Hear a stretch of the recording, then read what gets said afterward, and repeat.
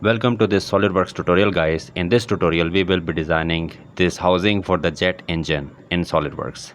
So let's begin. Click on part and click OK as we are working in the part file. By the way guys, I have uploaded 2 videos on this jet engine. I will provide the link in description. Change the background to plain white. Now click on this front plane and click on sketch, which is very first option. From here select the center line and make a vertical straight center line here like this, and after that make a horizontal center line like this. These center line will be used as reference. And now select this spline, select this point here in space, and this point, make a curve like this.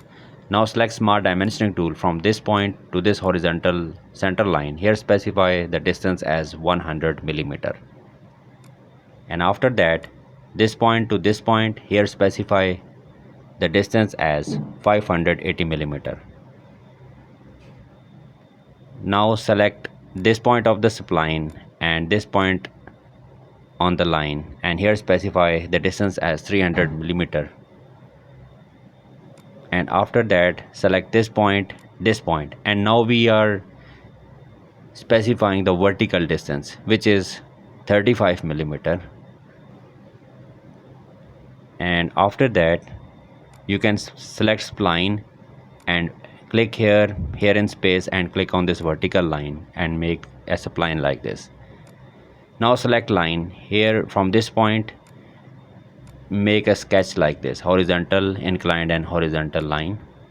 Select smart dimensioning tool. From this point of the spline to this vertical line, here specify the distance as 35 millimeter.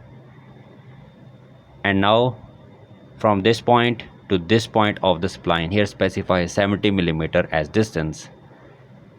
And now from this point to this point of the spline, here specify 35 millimeter as distance.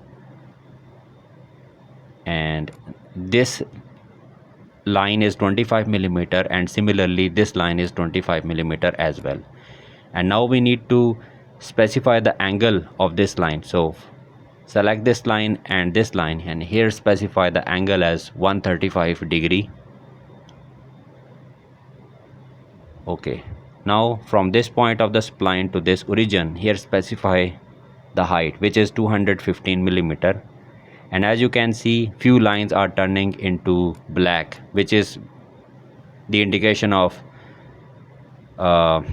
fully defined sketch. And as you can see, this sketch is now fully defined, and it is advisable to fully define the sketch all the time. Now select here revolve boss base, click on yes, and now here in this axis of revolution we need to specify this horizontal center line, and here we need to specify the thickness. Select this thin feature and here specify 5 millimeter as thickness. You can specify the thickness as per your design. I'm specifying as 5 millimeter, and check this box from here. Now it's time to apply some appearance before moving any further. This is an optional step. You can apply any appearance you like. So I am applying this nickel material. Okay. Now in reference geometry select here plane, and we need to select a plane which cut this housing in half. Select this front plane, and here we need to specify the offset distance, which is 300 millimeter, and check the box. Now select this plane that we have created and click on sketch, and create a center line that intersect this origin like this. And now we need to select this offset entities, this option, and select this line. We do not need to select the bidirectional, we only need one direction, one single line, and here specify the distance, which is 50 millimeter in my case. Now select this line and make it as construction geometry, and after that select this A. We need to actually writing some text, and in this window we need to select a reference line on which the text will be written, and here you can make it either on center or either on side, and uncheck this box and click on this font, and from here you can specify the height of the text I'm specifying as 50 millimeter. You can either change it, it's up to you. So I'm specifying as 55 millimeter, which is okay in my case. And check this box from here. Now adjust this offset distance, which is 50 millimeter, change this 50 to 35 so that our text can be closer to the center line. And you can adjust these center lines like this. Okay, now exit the sketch from here. In features we have this curves option, and in this curves we have split line. So select split line. In this window we need to select this sketch, and in the next window we need to select the surface on which we want this to be created. So I'm selecting this surface, and make sure that you have selected this second option and check this box from here. And as you can see, this text is written on the housing body.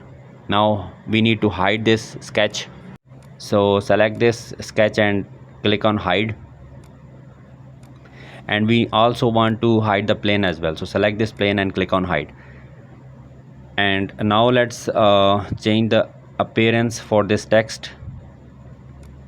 So in plastic we have this high gloss, and here you can specify any appearance you like. You have to select this text, these characters one by one, and you have to specify the color like this.